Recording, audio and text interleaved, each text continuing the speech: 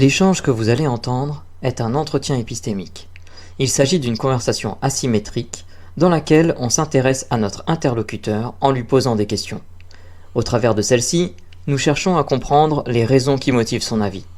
L'objectif principal de cette forme de conversation est de passer un moment agréable et mutuellement enrichissant.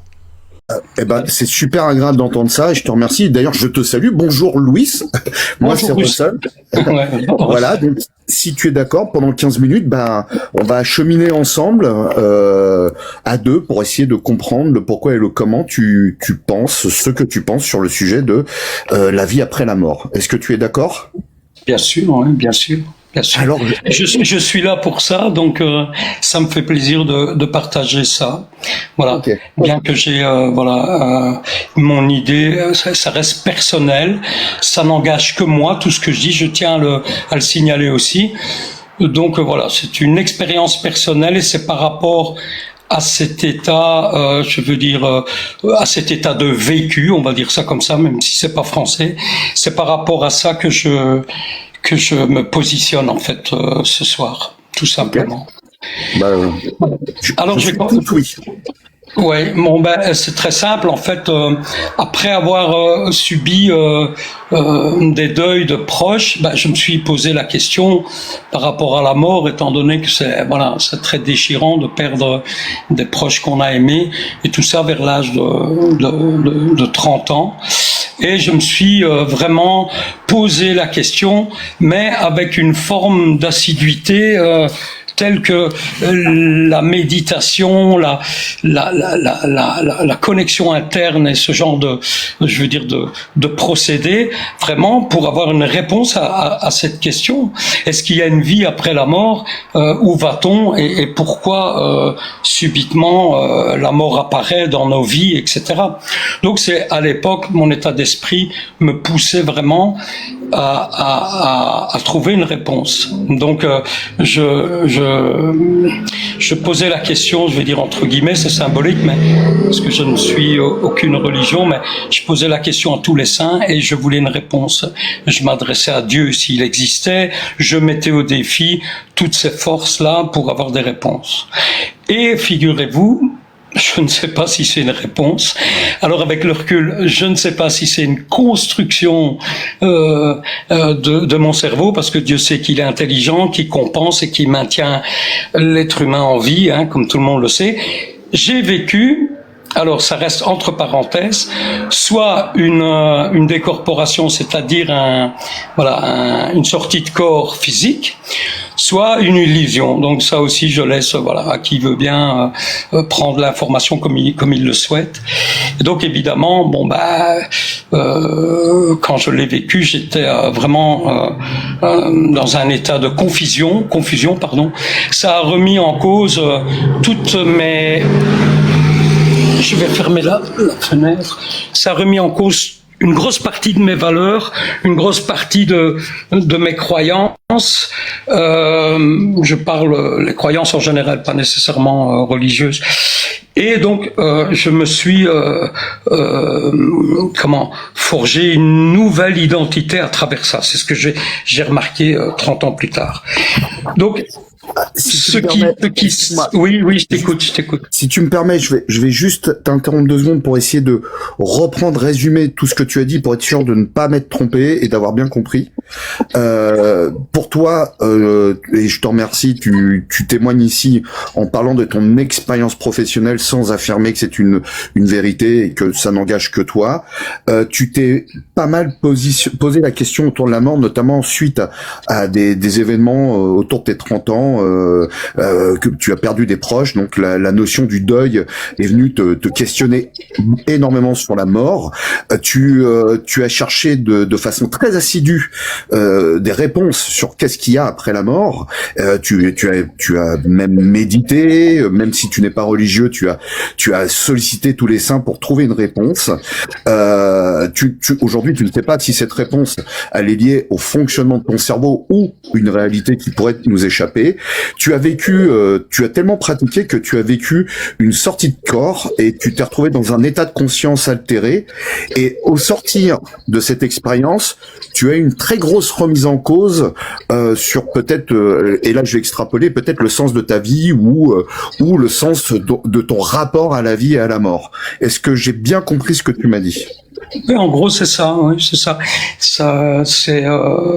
Ça a terrassé toute ma vision du monde. Bon, il y a 30 ans, mais c'est vrai que tout a changé. Il y a eu des gros déclics. Alors, on pourrait aussi symboliquement dire, tiens, le gars, il a été illuminé, quoi.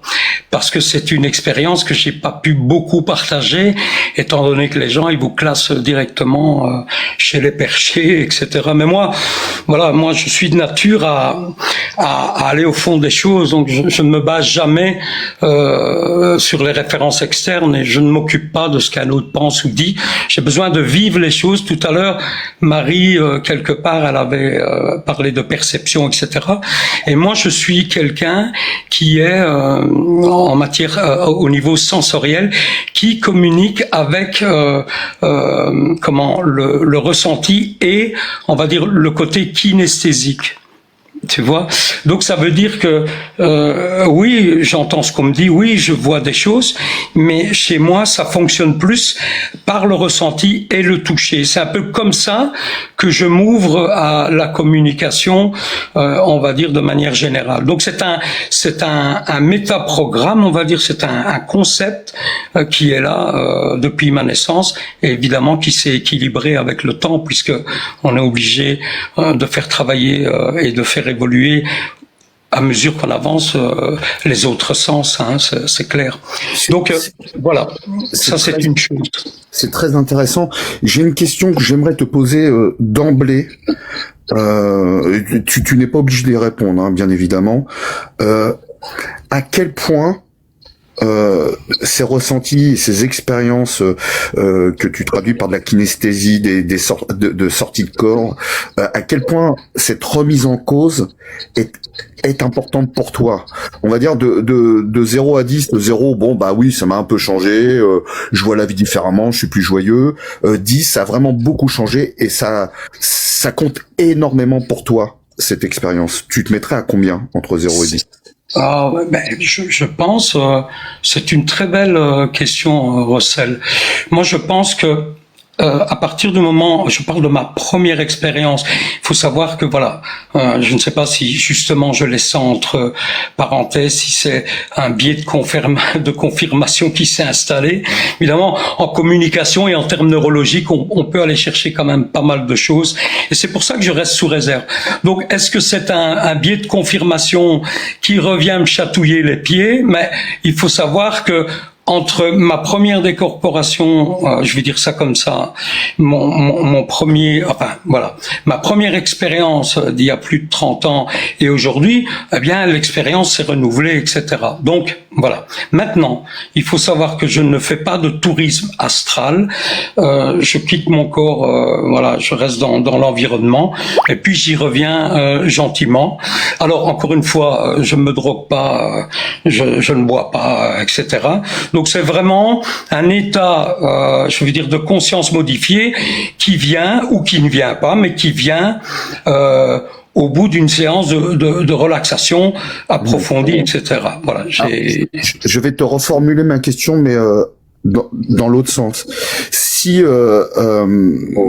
tu étais amené à découvrir que toutes ces sensations et ces expériences que tu as vécues s'expliquent rationnellement, et que cette explication apparaisse beaucoup moins, excuse-moi, je vais employer le mot magique, en tout cas beaucoup moins irrationnelle et beaucoup plus terre à terre.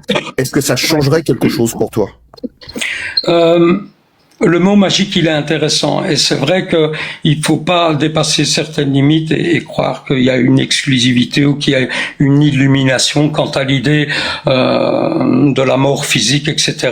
Ceci dit, c'est clair que il faut rester prudent, et on sait, et on avance de plus en plus au niveau neurologique, etc. On va chercher et on décode de plus en plus les fonctions et les liaisons au niveau des neurones par les synapses et certains circuits, etc.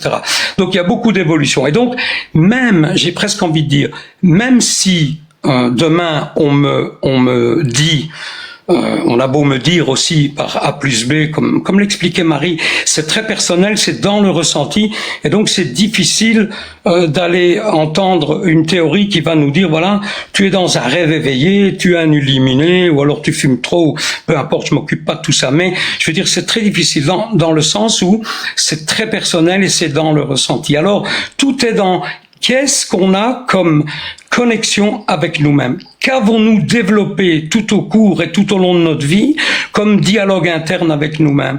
Et donc, plus on développe, selon moi, encore une fois, plus on développe une espèce de connexion interne et qu'on fait, par exemple, de la cognition et ce genre de choses, c'est-à-dire quand on se dissocie et qu'on se pose la question de savoir qu'est-ce qu'on a ressenti, comment on l'a ressenti, pourquoi on croit ce qu'on croit et qu'est-ce qui fait qu'on croit ce qu'on croit par rapport à quel... Voilà, il y a toutes sortes d'approches qui font que c'est clair que tout peut être remis en doute tout le temps. Et moi, je dis toujours, rien n'est permanent, ni dans l'expérience, ni même dans une vérité, je dirais, quelconque soit-elle. Donc voilà, c'est mon expérience, c'est ma perception. Maintenant, je ne prétends pas qu'il y a une vie après la mort, entendons-nous. Hein. Je me dis ceci. J'ai bien compris, j'ai bien compris, et je te remercie parce que sur les lives épistémiques, on apprécie énormément les gens qui font preuve de prudence épistémique, c'est-à-dire qui n'affirment pas des choses comme des vérités absolues, et ça je tiens à le saluer et bravo pour cette démarche. Moi, ce que j'aimerais comprendre, c'est si demain à travers tes recherches, puisque tu sembles aussi t'intéresser pas mal aux neurosciences et autres, tu découvrais que tout ce que tu as vécu n'apporte absolument pas de vraies réponses aux questions sur lesquelles tu as médité assidûment, et que c'était quelque chose de totalement explicable. Est-ce que ça changerait quelque chose pour toi ? Je pense que, encore une fois, je quitterai ce monde en me disant, point d'interrogation. Pourquoi ? Parce que je me dis ceci. Ok, on sent cette séparation entre l'enveloppe charnelle et voilà la conscience qui est en dehors. Donc il y a une position qui est très difficile à expliquer, qui est intense et qui est, je veux dire, perçue comme réelle. C'est comme ça que moi je l'aperçois. Ouais. Alors je peux bouger dans mon appartement, etc.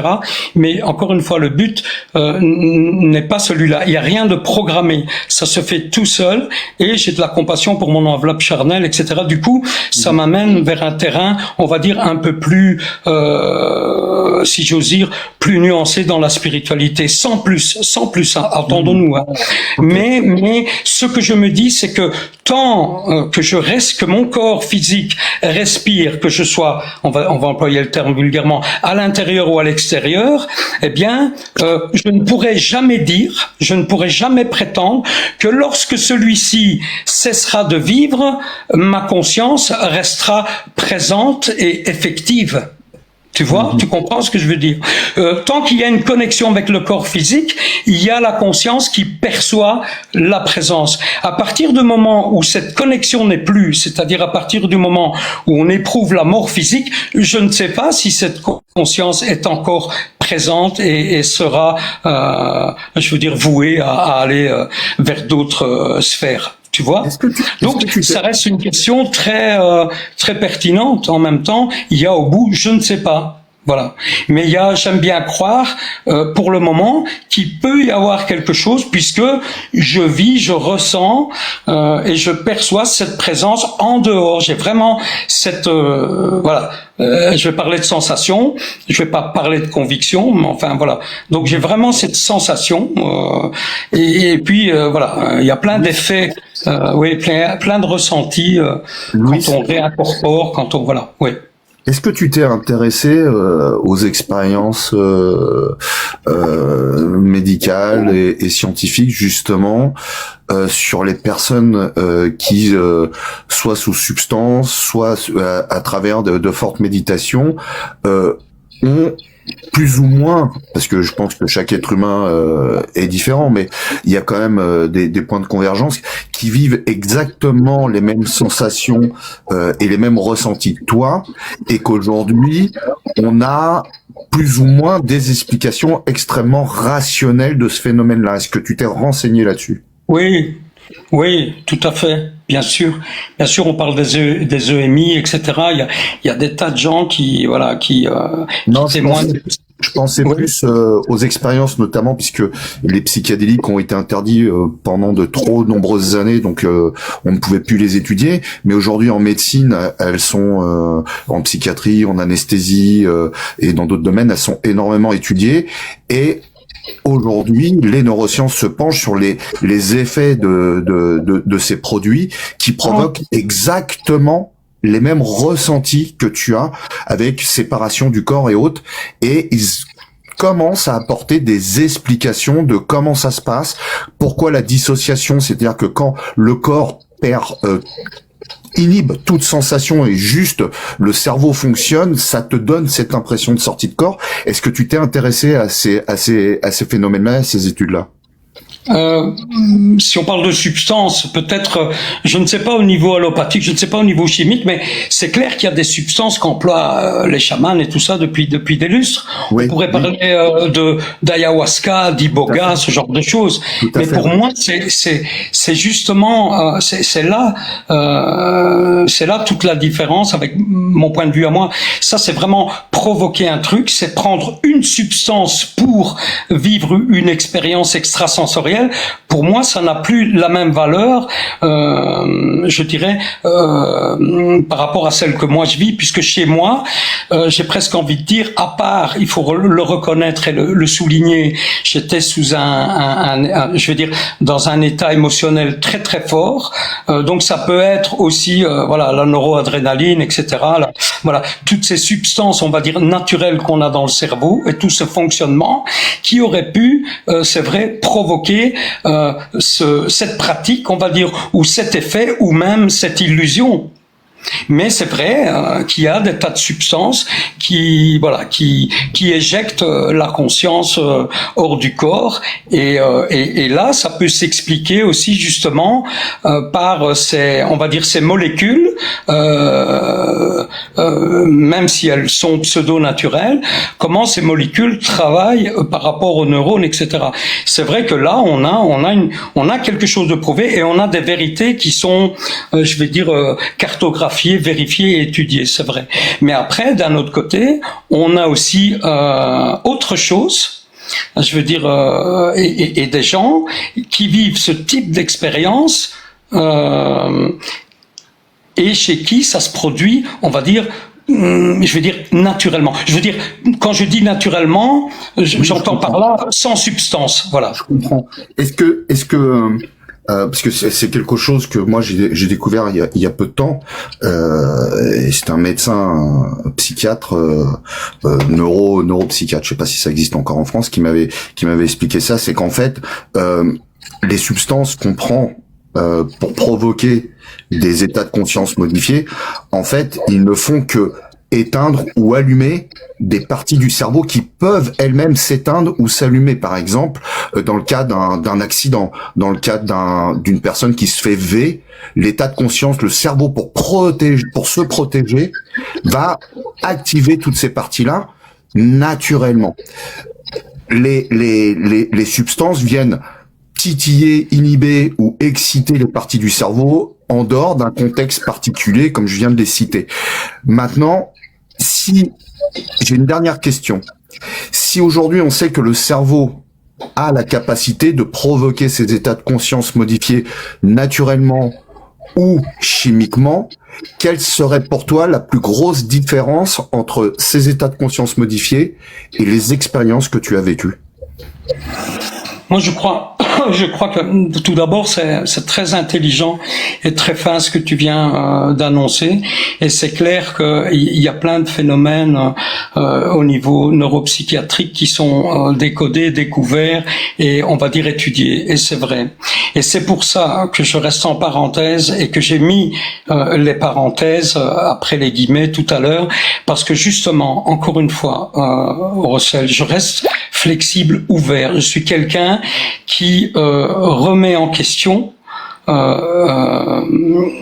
qui peut tout remettre en question du jour au lendemain.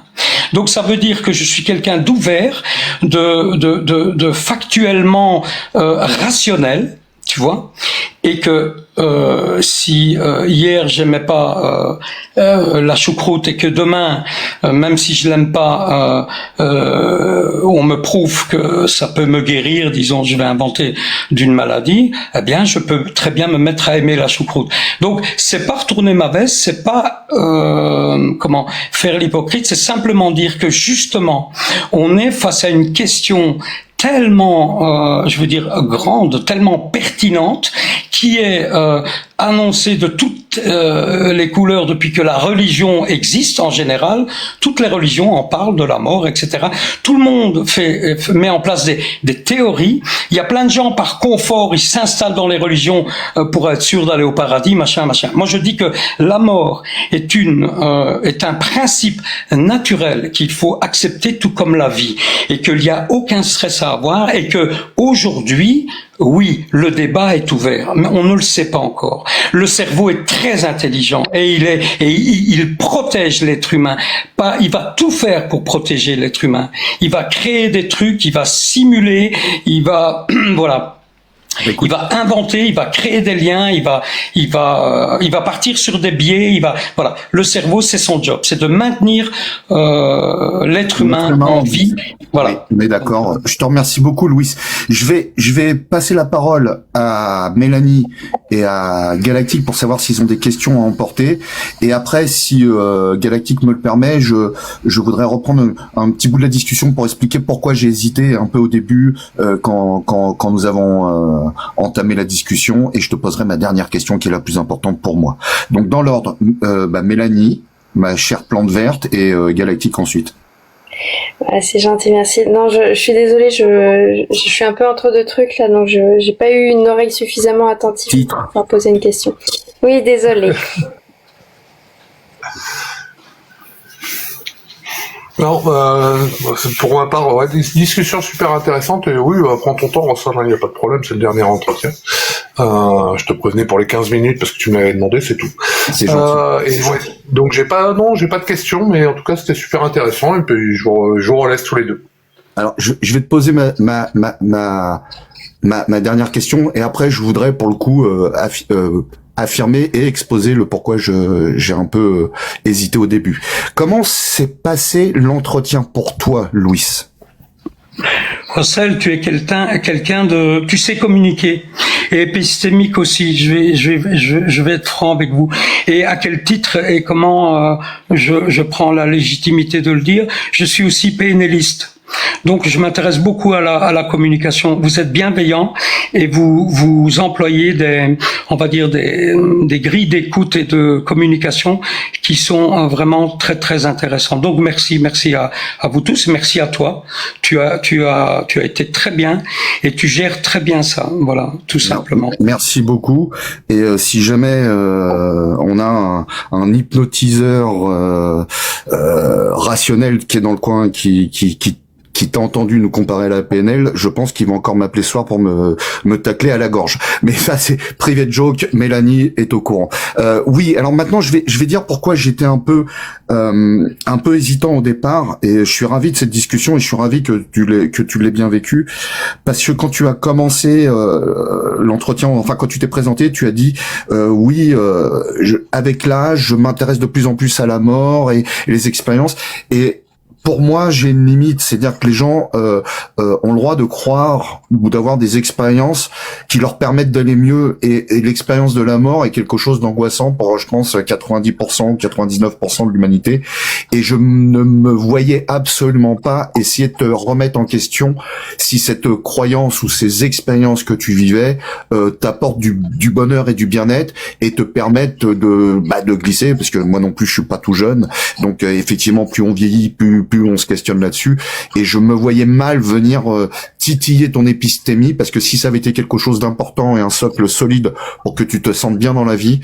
j'aurais dit que j'arrêtais l'entretien. C'est pour ça que j'ai un peu insisté, alors c'était un peu lourd, sur est-ce que ça changerait quelque chose pour toi, parce que on est extrêmement vigilant à ça quand on fait les entretiens épistémiques, à pas venir casser les croyances des gens pour qu'après Absolument. les personnes soient moins bien qu'en arrivant, et c'est débile. Voilà. Je voulais m'exprimer devant tout le monde et puis devant toi, parce que je voulais pas qu'il y ait d'ambiguïté sur ma position.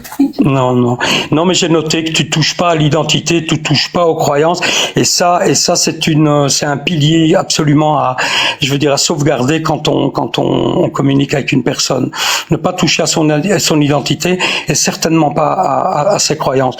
Le problème aussi, c'est qu'on a beaucoup de gens qui associent identité et croyances. Donc, ils ne sont pas leurs croyances, et inversement, les croyances, ne sont pas l'identité d'une personne. Donc, c'est bien de le rappeler ici, et c'est bien de clarifier tout ça. Encore une fois, merci beaucoup. Voilà. Merci, c'est un sujet très très pertinent. Louis, moi je pense que la mort doit être discutée, la mort doit être déployée, et c'est important, tout comme les deuils, comme plein de choses autour de la mort. Il faut normaliser ce truc, et essayer d'en comprendre les premières prémices. En tout cas, il y a une naissance, il y a une mort, tout ce qui est autour de nous commence par un début et puis termine tout ce qui est matériel et autres. Donc, tout ce qui est, tout ce qui a de la vie, etc. On va dire. Louis, donc Louis, oui. Si je peux me permettre, je te remercie. Et j'aime beaucoup cette approche. J'ai à peu près la même sur l'identité fusionnelle, qui fait qu'à un moment donné, on devient notre croyance, on devient notre idéologie. Pour moi, je trouve ça assez dangereux. Je suis tombé dedans plus jeune, et j'ai vu les dégâts.